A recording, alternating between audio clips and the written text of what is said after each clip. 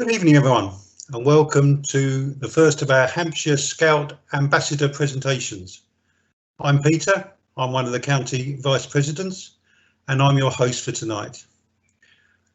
I'm ably assisted in the background by Stephen from the Hampshire Scout County Comms team, who's twiddling the knobs and making sure you get the best experience for tonight. Tonight's presentation is by Joe Doherty, one of our amazing ambassadors. Joe's a member of the Hampshire Scout Expeditions and completed the first ever Scout expedition to ski to the South Pole in January 2019 and then sailboard back. Joe's also one of the elite group of National Scout ambassadors. In a minute, I'll hand over to Joe, who will tell you about his expedition. This will last approximately 40 to 45 minutes. And then we'll have a question and answer session. So do put your questions into the Q&A and we'll try and answer as many as possible afterwards. Welcome, Joe, and over to you. Thank you very much, Peter. It's great to be talking to all of you tonight about the expedition that Peter's just mentioned. So without further ado, I'll go through with you what I got up to in my 66 days of skiing to the South Pole and kite skiing back. And we'll just show a quick video now of summarising that and give you a taster of what you're in for tonight. Make sure your volume's up on your speakers so you can hear it properly as well.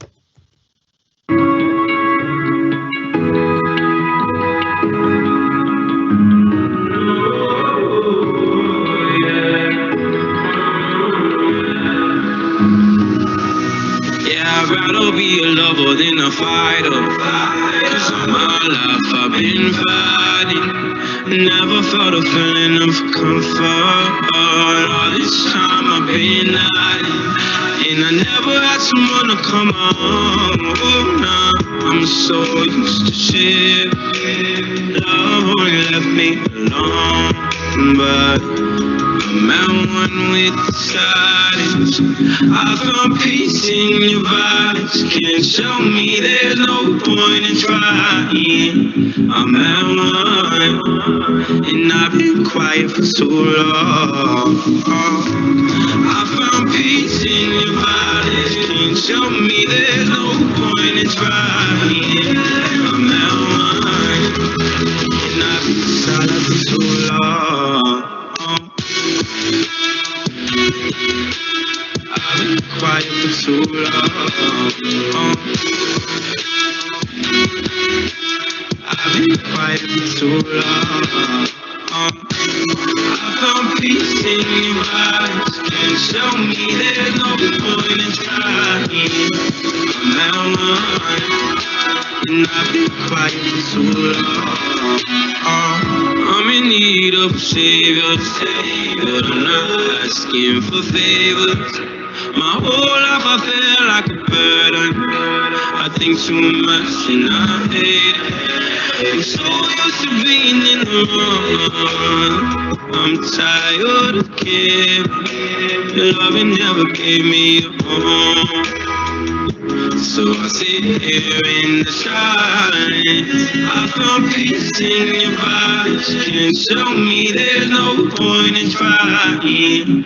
I'm at one, and I've been quiet for too long. I found peace in your vibes. Can't show me there's no point in trying. I'm at one, and I've been silent for too long.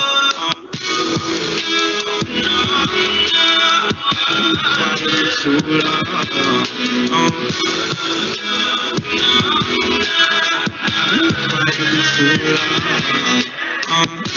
I found peace in your eyes. Can't show me there's no point in trying. I'm at one, and I've been quiet for too long.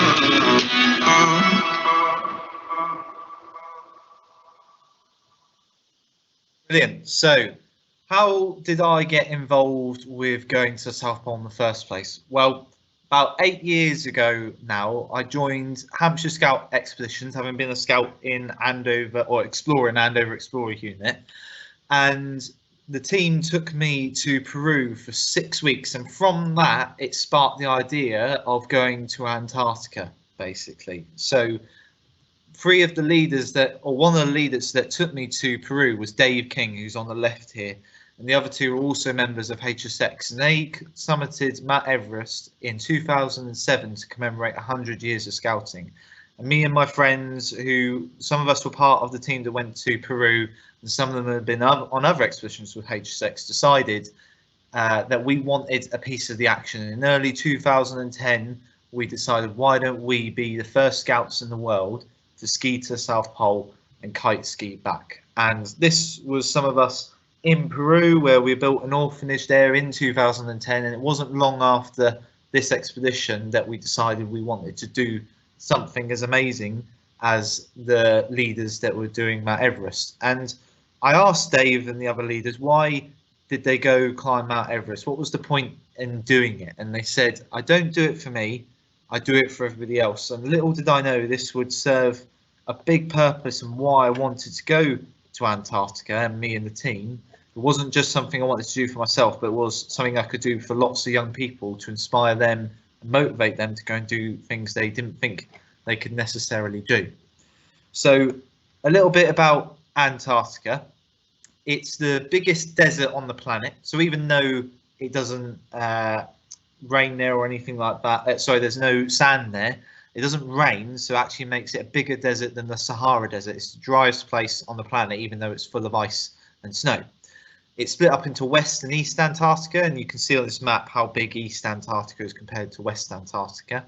And West Antarctica is where I started and finished my expedition. And it's got the coldest temperature recorded on the planet, which is 110 degrees below Celsius, and the strongest winds in the planet at 210 miles per hour. It's also got 3 poles, one being the geographical pole, which is in the hairpin of the middle here, where the South Pole is located. The magnetic pole, which is somewhere near Queen Elizabeth Range in the middle, bottom right of that hairpin.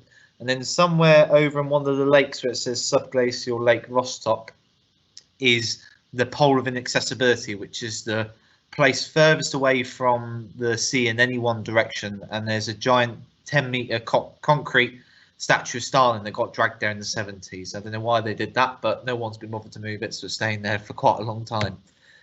So you can see on the map, these 2 stars indicate my start and finish point. So the red star is the start of the route at the Messner position, which is where Reinhold Messner crossed Antarctica in the 80s. So we would be dropped off here, and we would ski for 45 days into the red line to the pole.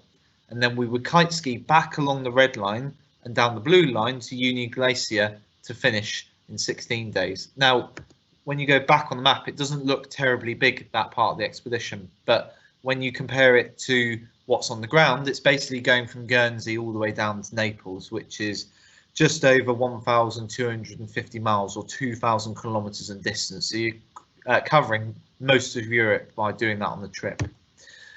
So it took us a long time to plan and prepare for this expedition. So this is us here looking through a spreadsheet of sponsors that we're trying to contact with a load of phones around us to see who we can call and get some money from. But we also had to prepare physically for the expedition. None of us could ski at all. I mean, terrible skiers, all of us. And we went to Norway, we went to the Alps, we went to Scotland for several years to train for Antarctica and polarize ourselves and get ready for the cold environments we'd be facing in Antarctica. But the hardest thing other than the training was trying to find the money. It was going to cost £80,000 for just one person to go. And when we started the expedition, there was 8 of us going. So you could imagine how unrealistic it was for all of us to be going. And we knew that, and we knew people would drop out at some point during the expedition.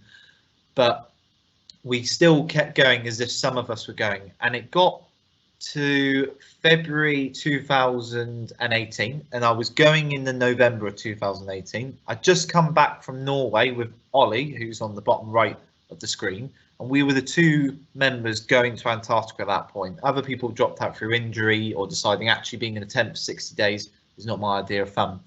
And then Ollie dropped out of the expedition, and it was just me going. And over the 7-year period, we'd only found £10,000 out of the £80,000 that I needed to go to Antarctica.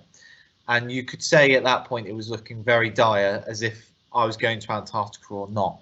And the thing that kept me going was that even when you think it's all over, you never give up. There's always another option. We contacted 3,000 companies in the build up to Antarctica, and only 3 of them actually sponsored the expedition. But you've got to fail 2,997 times in order to succeed those 3 times, and it was really difficult. But with the support of the company I work for, the Outbound Trust, and then Hampshire Scouts itself loaning money to me that I was then fined back and pay back, which we did in the end, was absolutely fundamental to us going. And HSX itself donated money to the expedition, and members of the Scout Association also donated money to the expedition. And I had 2 months left to go to find £70,000, and it all happened within a month and a half. So it was worth me never giving up, because it enabled me to go do something amazing. And then it was a real mad rush to get ready for the expedition, because I had none of the kit or anything bought, because I couldn't afford to spend it without the money. And it was also the best part of the expedition, because I had to put on 15 kilograms of weight prior to going. So hopefully you'll see in that screen there, I'm looking quite big compared to my normal self, as you'll see throughout the end of the pictures. But that was quite fun, eating as much as I wanted and drinking as much chocolate milkshakes I wanted, just to get fat in order for the expedition. And then members of HSX came to a leaving party, as well as members of Hampshire Scouts. And my friends annoyingly signed my skis left and right with permanent marker, which is really difficult to get off. In fact, I didn't get off some of my skis, and play practical jokes like that. But then it was time for me to fly to Punta Arenas down at the bottom of Chile. So I flew to Santiago and then down to Punta Arenas and meet the other people I'd be skiing to the pole with. So because I was going, I was the only person in the team going, I couldn't go solo to the pole, which I was very happy about, because I knew I wouldn't cope being by myself for the whole time. So I joined a guided expedition to the pole, and then kite skied back with a guide, just me and myself. So the guide in the middle is Christian. He was a big Norwegian guy who had a lot of fun taking the mick out of me, in that he was guiding a British person to the South Pole, because they obviously reached it before us. And then Gabor, who's the guy on the right there, looks like the most miserable person on the planet, but he's the nicest human being on the planet. And he's from Hungary, and now the first Hungarian to ski to the South Pole. And a funny story about him is when he went and sailed around the world, as you do, he did it solo, and he left, I think it was Barbados, at some point. And after 10 days on the boat, he lost communications and satellites. And everybody got a bit worried, but thought, it's okay, it's Gabor, he'll be fine. And then 10 days after that, they found the name of his boat drifting at sea, and lots of other bits of the boat drifting at sea. And they assumed that the boat must have hit something and sunk. And obviously everybody was upset. They sent out a search party for him, but no one found him after 50 days. So they pronounced him dead, and they had a burial for him in Hungary. But 120 days later, he rocks up on the other side of the world, expecting people to be there. There's no one there. And he gets to a telephone, and he rings up his family and says, oh, where is everybody? And they're all over the moon, thinking he was dead for hundreds of days. They said, well, what happened to the satellites? Oh, they broke. Oh, okay. Well, what happened to the name of the boat? Oh, I didn't like it, so I cut it off and chucked it at sea with along with other bits. So that's Gabor. We didn't trust him with a lot of things, but he was a really nice guy. And then you have G on the left there, who was the first Polish woman to do the Grand Slam. So the 7 summits, North Pole and South Pole. So I felt like the underdog in the team, but it was great to have that experience with me as we were skiing to the pole. We spent a good 7 days in Punta Arenas just packing and preparing our food. So you can see us here taking dehydrated rations out of big boxes and assimilating who wants what for their food. And what we're trying to do is take everything out of unnecessary packaging that would flap around in Antarctica or cause us more weight or take more space. And this is me packing that food into plastic bags that are lighter, and we can see what we're doing. What I wasn't doing very well at was I was still trying to get fat mode. So I was eating the chocolate and food as I was packing it. So you'll see in this next clip here, me eating the chocolate as I was packing it, which wasn't great when I was in Antarctica, because there were some days where I was really hungry because I hadn't packed as much chocolate because I'd been eating it.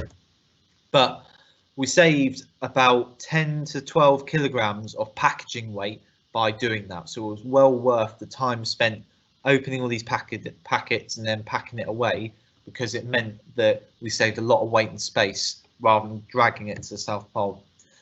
Then during that time period, I landed in Union Glacier, which is on the edge of Antarctica on a blue ice runway, which you can see here. And this massive jet had to land on this ice, which was absolutely terrifying because they can't use their brakes because they'll skid and then will crash and burn and die. So they have to use reverse thrust as they land to slow themselves down. And then the navigator's cockpit in the bottom, the Russians are the only people crazy enough to fly this. A Russian man shouts how close they are to the ice before they touch down, which is also slightly terrifying. But taking that first step on Antarctic ice and breathing in that super cold air and finally feeling like, God, I'm in Antarctica, I've managed to do this, was absolutely incredible. A long-awaited moment. After a couple of days of acclimatizing to the cold and just packing the last bits and just getting ready to go, we got on one of these Twin Otters, which is kind of like the workhorse plane of Antarctica with the skis on the bottom rather than wheels. And this flew us over to the Mesna Start, which was about 200 nautical miles from where we were. And we got a view over these mountains from the base where we would be kite skiing through. We were going to kite ski through this middle valley out of all these mountains. So me and Christian were trying to scope it out and trying to remember it for 66 days time later. But we also got a timely reminder of these crevasses, which don't look very big here, but they're big slits in the glacier where it's tearing itself apart. These went on for about 5 kilometers in length, so they're absolutely ginormous. And they were about 10 to 20 meters wide in places, so there's no way you could cross it other than going around them. And sometimes they're covered in these snow bridges you can see here, and they can go a kilometer deep or they could be 5 meters deep, but obviously you don't want to try and go in them to find out which one that is. And then the plane dropped us in the middle of nowhere.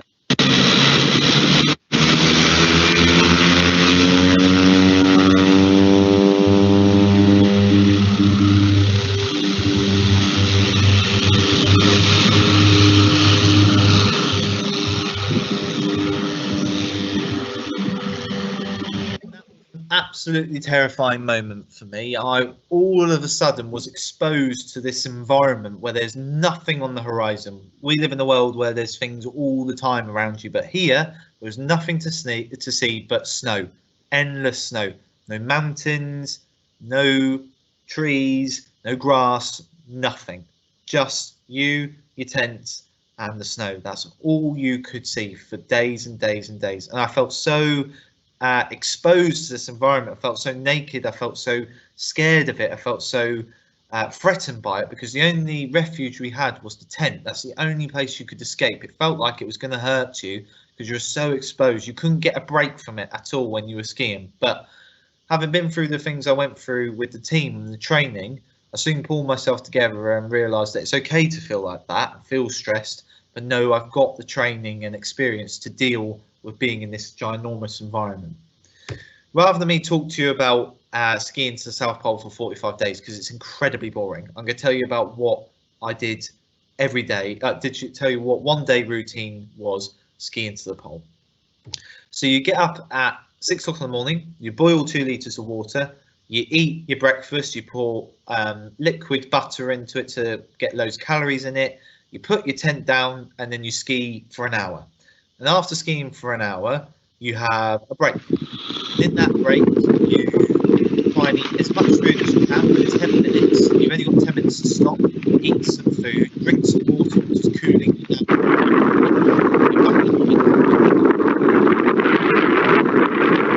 Then, once that 10-minute break is up, you take the big down pocket that you were wearing to keep yourself warm. Now you're really cold, so you're trying to hurry up. You put this inside the bag, and you put your bag on, which is connected to the pole, which is the sled, and then you start dragging the pole, which weighs about 200 kilograms. You don't expect it, that's like 2 or 3 people. And sometimes you'll ski for another hour, white out, and then you'll stop for 10 minutes. You'll have another break, you'll eat some food, you put your back up against the wind because you don't want frostbite in your face, and you're not really talking to people, trying to eat. Then you'll ski for another hour. You might be at the back of the group this time, just taking a little bit of a break where it's easier because there's a trail break for you. Sometimes the snow's really soft, sometimes it's really hard. It's better when it's hard because it's easier to drive.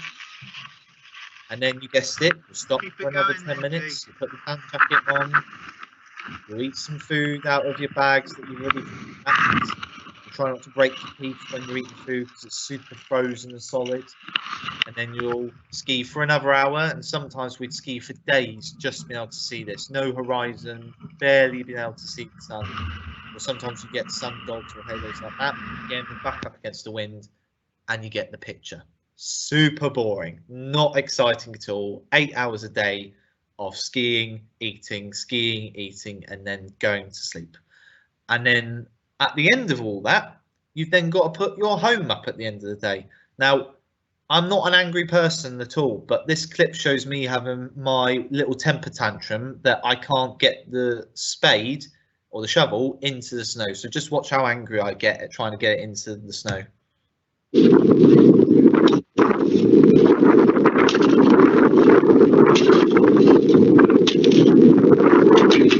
that's me out. The nice dugout part, nets included, and a little cooking area, and then snow to melt our waterfall down.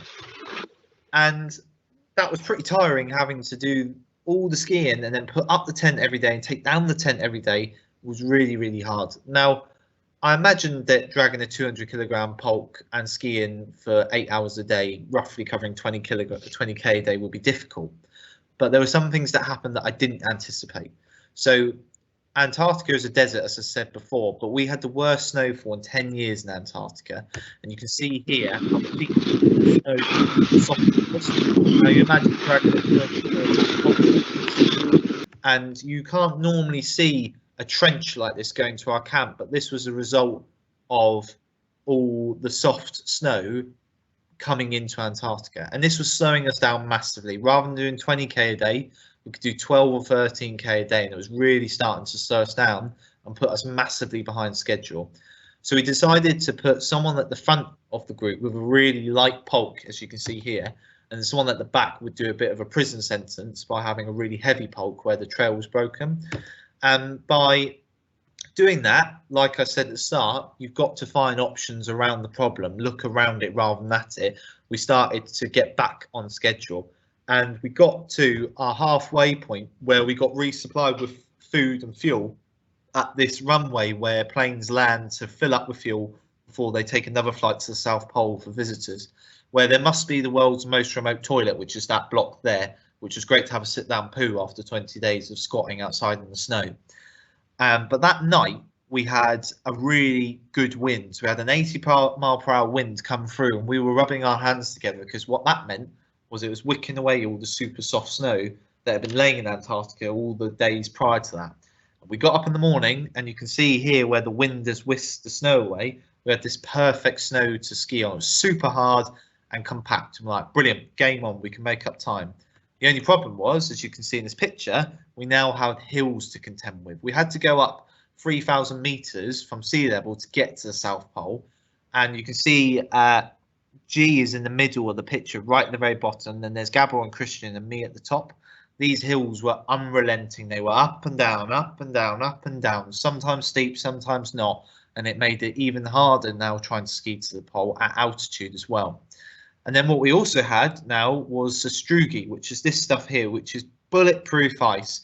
It's made by super strong katabatic winds dropping from the sky rather than going across the plateau, and it sandblasts all the ice and snow together to make these super hard rock like ice formations that you can't necessarily ski over. Sometimes you have to ski around them, sometimes you do have to ski over them, but they're super solid and they hurt a lot if you fall over on them. We would call them shark fins because they were absolutely everywhere.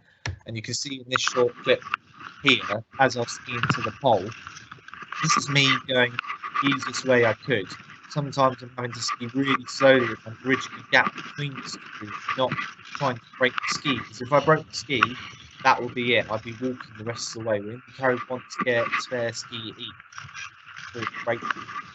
I wasn't trying to go the hardest way. I was fed up of filming at this point. And you can imagine it adds a lot of time to your day, having to ski around them or taking the time over things. So you have to go stop, start, really fast, really slow, really fast. But also, is you would get sastrugi that would knock over the pulp. So you'll see in a second, I'm skiing along through the sastrugi and the pulp will flip. And a lot of time you have to stop, ski back, lift the pulp up, which is really heavy, and then ski again. This time it righted itself, luckily. But you'd have to do that 10, 20 times a day, which just added to the tiredness as well. And then on top of that, because of the sastrugi and the hills, I was starting to get really bad Achilles injuries from an old injury I had from running. And it never played up before in my life until I got to Antarctica. And I was getting quite far back in the group. And you can see me here quite far back at the group at this point. And it was getting agonizingly painful. It got to the point where it felt like a dog had had its toes trodden. I was yelping with every step, crying my eyes out. I had tears freezing onto my face. This was day 23, 24, and it was Christmas Eve, so the day before Christmas. I felt homesick. I felt like I couldn't complete this expedition more. I felt like I could give up. I just couldn't carry on. I was ready to press the get me out of here button and call for a rescue to get me out, because I just couldn't think of the thought of carrying on skiing and the pain I was in. I was taking ibuprofen for breakfast and dinner, eating it with every meal I was trying to, but it wasn't getting any better. I just felt like I could give up. I'd hit my lowest low. But even to get to your highest highs, you have to go through your lowest lows. So I had to suffer that much for it to be really, really good. If you don't suffer a little bit, something's not really good. If it's just good without any suffering, it's not really that good. And I had to accept that I had to go through this, and that it wasn't going to be good all the time, and that it was going to be incredibly difficult. But like I said before, you have to look around the problems rather than being stunted by them. And luckily for me, Christian smoked, and it was the only time I was grateful someone was smoking, because we used his smoking tins and duct taped them to the bottom of my skis, which lifted my heels up just a bit, so that when I was skiing, it wasn't tearing my Achilles apart, and instantly took the pain from a 10 out of 10 to a 2 out of 10. So therefore I could keep skiing to the pole, which was fantastic. Obviously, it got really cold in Antarctica. So the coldest it got to was minus 50 degrees, cold enough that you could drink a hot chocolate and then chuck it in the air, and it would freeze into little chocolate arrows, and you could pick them up and suck them up. And your breath would just freeze solid around you, like it's showing you in this picture here. Or sometimes, really annoyingly, it would freeze on your iPod shuffle clicker on your headphones. And that's especially annoying when your dad's hijacked your iPod and put bagpipe music on there, which you can't skip through whilst you're skiing to the South Pole. Very frustrating for 8 hours a day if that happened. And then sometimes it would get so cold that ice would start forming on the bottom of the pole because it was melting on the black reflective surface, and then you'd have to stop, lift the pole up, whack it all off because it was acting like a brake, and then keep going again. And sometimes it would get even that cold that you just have a random nosebleed, and then it would freeze into your beard like it has mine just here. You couldn't do anything about it. You have to wait till the end of the day, get in the tent, and then melt it all off your face. Cold isn't an issue, wind is the issue. So when it got to minus 50 and there was no wind, it wasn't that bad. You just didn't touch metal and things like that, and you were generally okay. If it was minus 30 and there was a 30-mile-per-hour wind and your skin was exposed to that wind, you could get frostbite in about 2 minutes. So you had to cover up as soon as it got windy. And you can see here, I'm wearing the Darth Vader mask just to protect my face from that wind, because you can't afford to get frostbite, because that's when you start losing digits, limbs, or parts of your flesh on your skin. And you'll see here in this bit, it looks kind of all right underneath the Darth Vader mask, but as I lifted my face, the crumbs on my face, it's really tiring. And it's really claustrophobic and horrible. So it wasn't nice when it was windy, which it was most of the time. But there were some really nice things about Antarctica, which was these halos you got around the sun, which was ice crystals flying around the sun, a bit like rain, forming these perfect halos that you can't see anywhere else in the world, really, apart from the polar regions. But that was probably the only nice thing about Antarctica. Then I got things like polar thigh, which are these massive blisters on the inside of your thighs, kind of like frostbite, but you can't avoid it as easy. because it's just a fatty area of body that just breaks down from the wind and the cold. And these would pus and weep and rip and get bigger and bigger. And even if you were looking after them, they could get pretty bad. And then, I'm sorry if you've just eaten your dinner, but you have really bad, I got really bad ingrown toenails. So this is me popping the pus out of the ingrown toenails with a hot needle and antiseptic cream being poured, or antibacterial cream being poured into there. I was trying to pull the nail away. Luckily, I had them removed when I got home, and these were the spikes that were in both my big toenails, and I was extremely happy once I got them taken out at the base of Antarctica at the very end. And then I got an infected wisdom tooth, which wasn't fun because a bit of chorizo got stuck in between my teeth, so I couldn't eat for a day, and I had to try and keep popping it and trying to clear it out, and luckily that did before it abscessed. And then there's the question that everybody asks me is about, how would you go for a poo in Antarctica? Well, normally you just dig a hole, you go for a poo and you cover it up, and that's fine. But the last 100 nautical miles to South Pole is a clean zone. You're not allowed to do that. So you have to poo on the floor and then pick it up and put it in a doggy bag. Now, Christian had told me that we would be going for like 1 poo a day and take 4 bags with you, because it would take us 4 days to get through that area. So I took 4 bags. But because I was eating 12,000 calories a day, I was going for 3 poos a day. And obviously I said to Christian, look, I'm not going to be able to fit 3 poos into a poo bag. Like, what am I going to do? He said, don't worry, Joe, I'll show you what to do. So he dropped his trousers in front of me. He went for a poo and he said, you've got to act quickly. It's like hot Tetris, Joe. So he grabbed the poo with his gloves, he rolled it into a little sausage, and then he neatly put it in the bag. And he said, if you do that, you'll be able to fit 3 poos in 1 bag. And I said, brilliant, thanks, Christian. The only problem is I don't have any poo gloves. He said, don't worry, Joe, you can borrow mine once I've gone for a poo each day. And that's what I did for the last 4 days. So I got very intimate with Christian's poo and my poo over those last 4 days. And then after 45 days of seeing absolutely nothing, there was something on the horizon. You can just see it above me and my rucksack on the right hand side. That is the South Pole station that's there year round. We were like kids in a sweet shop. We were so excited to get there. We started skiing ridiculously quickly, getting overheated, getting out of breath, just because we wanted to get there. It's finally somewhere where we've reached the pole. And it's demoralizing to see the South Pole because it's not like you're going up a mountain where you can see the top and look down from where you are. At the South Pole, it's no different to anywhere else you've been. It's just a white patch of snow, but someone said this is the South Pole. So to finally have seen something on the horizon was just absolutely incredible. And we skied over to this sign, which you may have seen at the start of the presentation, which is the worst sign in the world. It says you're almost at the South Pole. Like I needed that bit of antagonisation just before getting there. I thought it was the South Pole, but we still had another kilometre to get to the actual pole. And then we got there. But what I'd like you to pay attention to is the South Pole itself, or the Barber Pole. So this is the Antarctic Research Station that's there year round, where people live there through summer and winter. But I want you to look at the Barber Pole as I'm coming into the pole where the Antarctic flags are, the treaty that all the countries belong to. So just see how wobbly it is, because I have a little confession to make.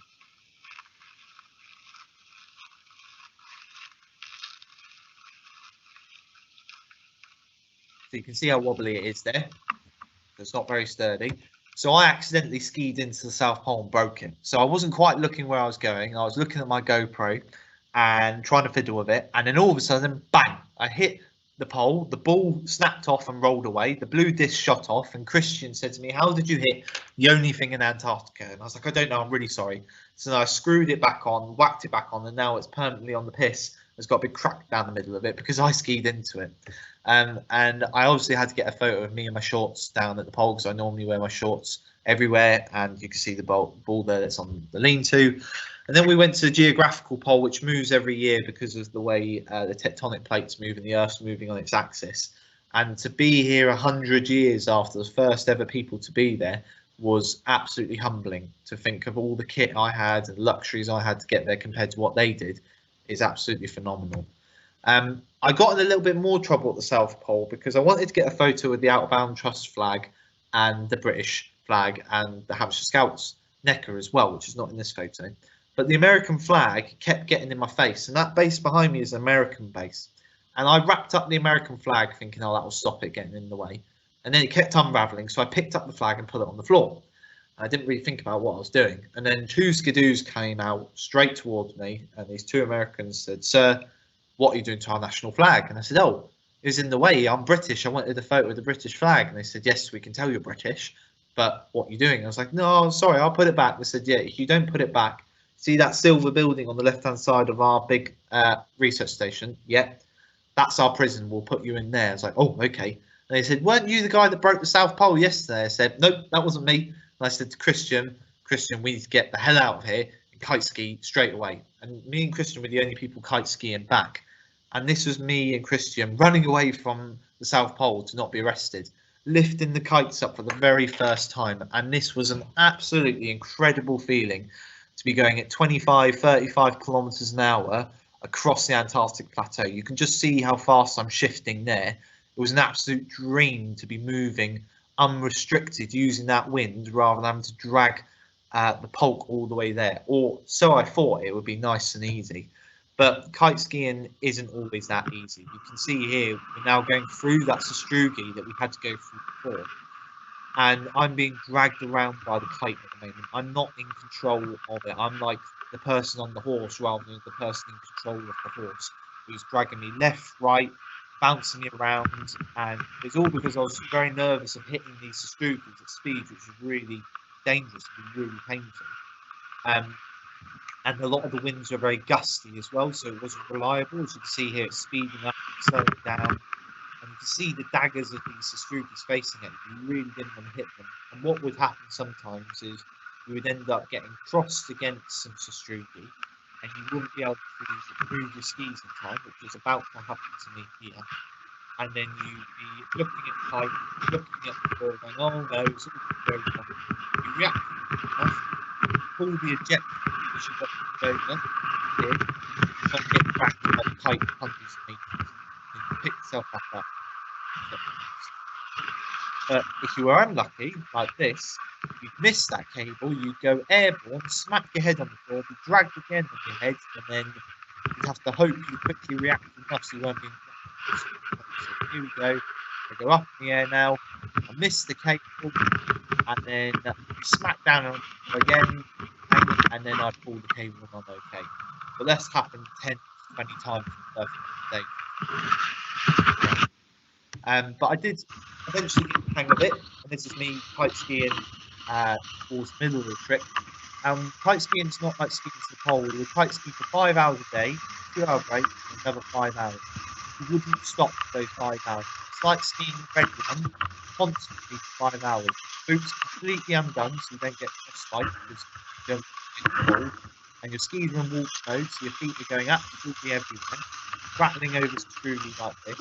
Your hands are getting cold because you're having up in the air. The sun's in your face 24 those 12 hours of skiing, and you want goggles on goggles. It's really hard, really mentally taxing, quite hard, while still dragging another 200 kilogram pulp that kites in there for different wind speeds. It was incredibly hard. At one point, I saw these trucks that were driving across Antarctica, and it was pretty cool to be touching. They did stop right in front of us, almost with the handbrake, and both of us.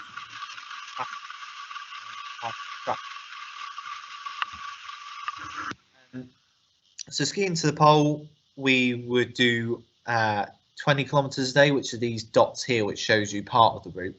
When we could kite ski, we would do 100 to 110 kilometers a day, which is about 5 or 6 days of skiing to the pole. One day we did 250 kilometers, which is these red dots here, which was 10 to 11 days worth of kite skiing. It was absolutely incredible to travel that distance and that speed. But some days you had complete whiteouts, so you couldn't see anything, so you'd have to stop kite skiing. And some days it was really hard to see the contrast because it was really cloudy like this. And then some days what you have is very little wind, so you're moving breeze. And then some times during those days it would just die. Stop for a couple of hours or maybe 2 days and wait. And you'll see here in this next clip how slow. Yeah, these mountains there again, trip. My foot finished. Wind completely died, and we had to wait 50 kilometers away from the end for 2 days before the wind picked up again, which was extremely infuriating. and we were at the bottom right hand end of this map where it says the Plumer Glacier, and we were very close to Union Glacier, which you can see here, only 50 kilometers away until the end. But on the last day, we had no clouds, perfect wind, didn't have to move the kite skiing to the end of the expedition. And this was probably one of the best moments for me, finishing the expedition after 66 days, being the first scout in the world to ski to the South Pole and kite ski back. I can't tell you that feeling being at the very end. It was absolutely incredible. And because I was so used to the cold at the centre of the pole, at the edge it's a lot warmer. So here I'm in shorts and t-shirts because it was -5 degrees, but for me that was like being in Marbella. So I absolutely enjoyed walking around in my shorts and t-shirts for the last 2 days whilst we waited for a big plane to take us home. And this is how much weight I lost over the expedition. So I was at 90 kilograms at the start, went down to 67 kilograms at the end. So I lost a lot of weight and grew a really good beard at the end of it. And then it was time for us to fly home. So we got on the plane here, and normally it's dead windy on this runway because it keeps the snow clear of it on that Blue Ice runway, but there was no wind that day. So this is the sound of us getting onto the plane. There was no wind whatsoever. It was really eerie that Antarctica had almost given us a nice send off. All the pilots said this is super unusual that on this runway it's super quiet like this. It shouldn't be like this. But walking across that Blue Ice runway on the 66th day was really sad. I was really tearful in my eyes. I didn't want to leave. Even though it beat me up, bruised me, tortured me in every way, I missed it. I didn't want to go back to normality. I knew I would never step foot on this continent ever again. That would be the last time for me. And it was super hard taking these last steps onto the plane. And then I came home and saw my loved ones with my gammy toes at the bottom, and I thought everything would be hunky-dory. But that was far from the truth. What happened when I got home was I went straight into depression, and I've never been depressed in my life. And I naively said to my friends and family that, yeah, I'll be fine once I get back. I won't be depressed or anything. But it hit me like an absolute train. I felt unmotivated. I couldn't get out of bed for days. I didn't want to do anything. I didn't feel proud about the expedition. I felt ashamed of myself. I felt like it was a waste of time. I didn't know why I even bothered doing it. I didn't want to talk about my depression to anybody. I shut off from my friends and even my family, and it put a lot of strain on my family and friends because of that. And I couldn't accept that I was depressed for a very long time, and made me not want to do anything or talk about it to anybody. I had sponsors I needed to talk to, and I had a team from Hampshire Scouts to talk to, but I didn't want to do it. I just couldn't bring myself to do it. I was so depressed and so upset all the time and angry. It was horrible. But without my friends and family, I wouldn't have got through it. They told me it's okay to feel like that, and actually you need to accept that, and that's part of the expedition. You need to go through a massive low, and it's a massive anticlimax finishing. And through that, I went to the doctor, I saw a counsellor, and that counsellor supported me loads, and I supported myself loads with my friends and family, to the point where I'm at now, which I do feel proud about the expedition. I do feel like I did something amazing, and that I can pass it on to other people and share it with them, which was the whole point of the expedition, was to do that. Even though having gone through a tough time during and after the expedition, I still retain that phrase that Dave said to me at the start, which is, I didn't do this expedition to become famous or become popular. I didn't do it for me. I did it for everybody else, to show to young people, adults, anybody, that if you can put your mind to something and really try, you can do anything, and you really can do things even when it's up against you. And that's what I enjoy the most, is going around pre-COVID, going to schools like this, getting kids to wear the Darth Vader mask, touching the poo gloves, which I have washed, and picking up my skis, and just having a good time with them and capturing their imagination and showing them what I did, and inspiring them, even at this age, at Cubs age, Scouts age, Explorers age, that when they're older or whenever, they can go and do whatever they want to do.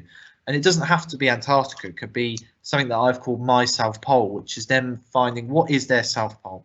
Is it running a 5K park run? Is it applying to join the police force or become a teacher? Or is it to go and do a sport you've really wanted to do and just do your South Pole? It doesn't have to be big. It has to be big to you. And that's the most important thing for me, is passing on that message. So that's the end of the expedition. I've rattled through it quite quickly. So I'll probably stop sharing my screen now. And then I believe now it's time for Q&A. And I think Peter or Steve are going to read out the questions for me. Yeah. We've got a few questions coming for you. So what was the hardest part physically? What's the hardest? Definitely skiing to the South Pole. So you can imagine that you're trying to drag this sled for 45 days, not being able to see anything that inspires you to keep going forward. That was definitely the hardest part. The kite skiing was hard, but it was exciting at the same time.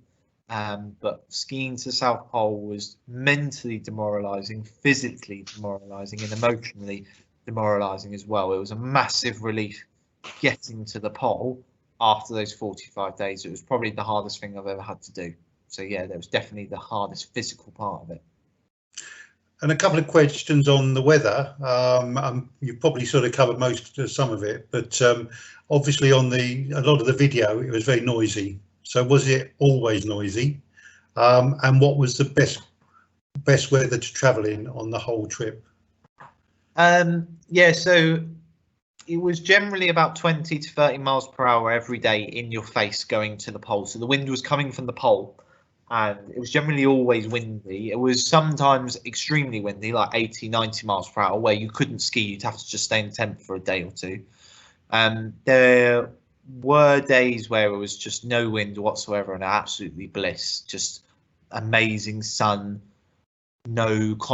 great contrast. You can see all the ripples of the snow, and especially towards the pole, everybody had said to me, when you get there, it's like being a bit trippy. When you get there, you have an out-of-body experience, which I never really believed, but when you get there, you totally see what you mean, because you're at altitude and this snow has never been touched before. It's super old. It's not very windy at the pole. It's absolutely incredible. It's very spectacular. And then coming back, you wanted the wind, obviously, and we had the wind behind us most of the way to push us kite skiing along. So you almost wanted the opposite. You wanted the wind rather than no wind. So yes, it was generally quite windy and noisy most of the time, and you got some days where there was just no wind, perfect sun. That was incredible. Another question was about the bagpipe music. Somebody can't believe it was true. I wonder if that's my dad commenting on that or not. But that was absolutely true. That's the gospel truth. If I could grab my iPod now and show you on the screen, that was absolutely horrendous. And a bagpipe song does not last 3 minutes. Oh no, it lasts 10 minutes long. So you're skiing for a long time listening to the bagpipes. It was absolutely awful. I was trying to, at times, put the shuffle mode in my mouth to demelt it or de-ice it, and then I'd be able to change them. But then I was too worried about breaking them, and I didn't want to break the shuffle mode completely.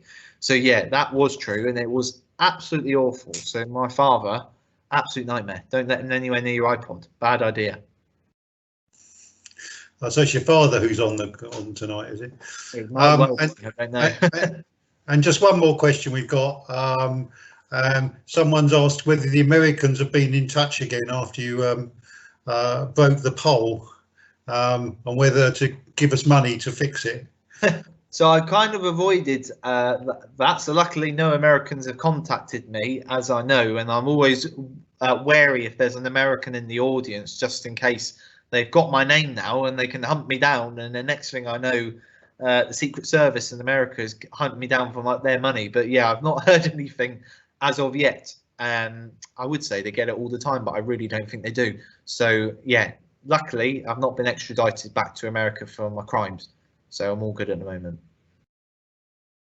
Okay, well that's the last question we've got.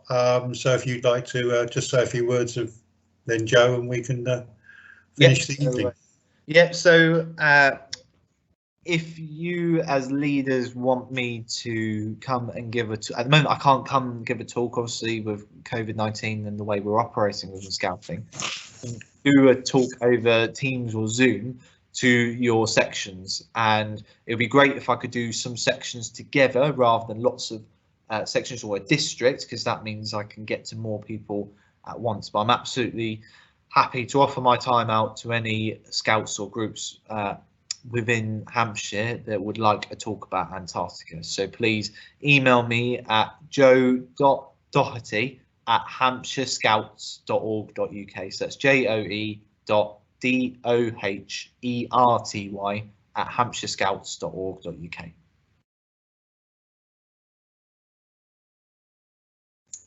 Okay, well, I hope you've enjoyed Joe's presentation tonight. It's certainly an amazing adventure he's been through. And as Joe says, if you would like him to come to your group or section or district, currently virtually, but hopefully next year in person, then he's very happy to get involved and to contact him or to contact one of us at county level, and we can help get those messages over to him. So hope you've enjoyed it, and thanks Joe, and good night.